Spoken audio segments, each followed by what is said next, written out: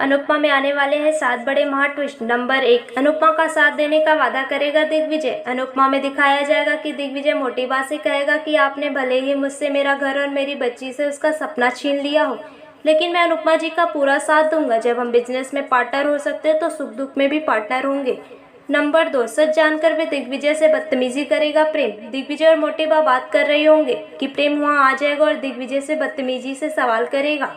दिग्विजय उसे बताएगा कि कैसे वसुंधरा और गौतम ने मिलकर सालगोंडा में उसका घर बिकवा दिया, लेकिन वसुंधरा प्रेम के सामने अच्छा बनने का नाटक करेगी और कहेगी कि हमने जो कुछ भी किया अपने पोते टिंकू के लिए किया। वहीं प्रेम बदतमीजी पर उतर आएगा।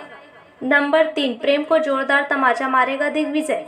प्रेम दिग्विजय से कहेगा कि आप ही खुदगर्ज है, क्योंकि आपको अनुपमा जी के सहारे की जरूरत है। वे काम करती रहती है और आप सिर्फ मुनाफा कमाने के लिए हैं। मैं आपकी और अनुपमा जी की दोस्ती के आर पार देख सकता हूँ, जो आप स्वांग रचा रहे हैं और बापूजी के घर में घर जमाई बनकर बैठे हैं। प्रेम की बातें सुनकर दिग्विजय खुद को रोक नहीं पाएगा और उसे जोरदार तमाचा मारेगा। नंबर 4, अनुपमा से बदतमीजी पर उतरेगी राही। दिग्विजय के थप्पड़ के बाद राही शाह हाउस में आकर तमाशा करेगी। वे अपनी माँ से सवाल करेगी और कहेगी कि आज आपके बेस्ट फ्रेंड ने मेरे पति को थप्पड़ मारा है। अनुपमा ये जानकर हैरान होगी, लेकिन राही कहेगी कि आप नाटक कर रही है। मेरी मम्मी के 4 ही शौक है ना, थप्पड़ मारना, नई उड़ान, नए बच्चे बनाना और नए दोस्त। इस बार तो दोस्त भी थप्पड़ मारने वाला ही ढूंढ लिया है। राही कहेगी कि दिग्विजय अगर मेरे या मेरे परिवार के आसपास भी दिखा तो मैं वे तमाशा करूंगी कि पूरी दुनिया देखेगी। नंबर 5, अनुपमा और दिग्विजय के बीच पड़ेगी दरार।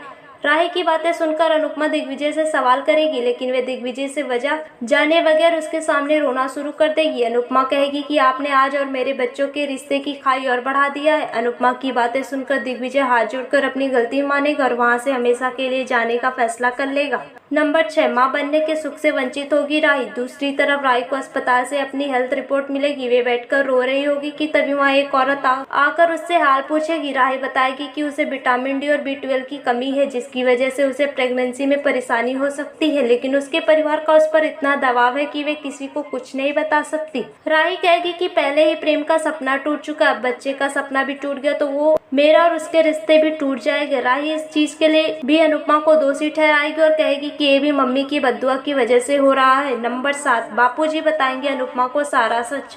अनुपमा में आने वाले महा ट्विस्ट यहीं पर खत्म नहीं होते हैं। शो में आगे दिखाया जाएगा कि बापूजी दिग्विजय के पीछे जाएंगे और उससे बात करेंगे, लेकिन दिग्विजय उनसे अकेले छोड़ने के लिए कहेगा। वहीं दिग्विजय के जाने के बाद बापूजी अनुपमा से बात करेंगे। वे कहेंगे कि तूने एक बार भी उसकी बात सुनने की कोशिश नहीं करी। बापूजी अनुपमा को कोठारी निवास में मचे बवाल का सच बताएंगे। Thanks for watching.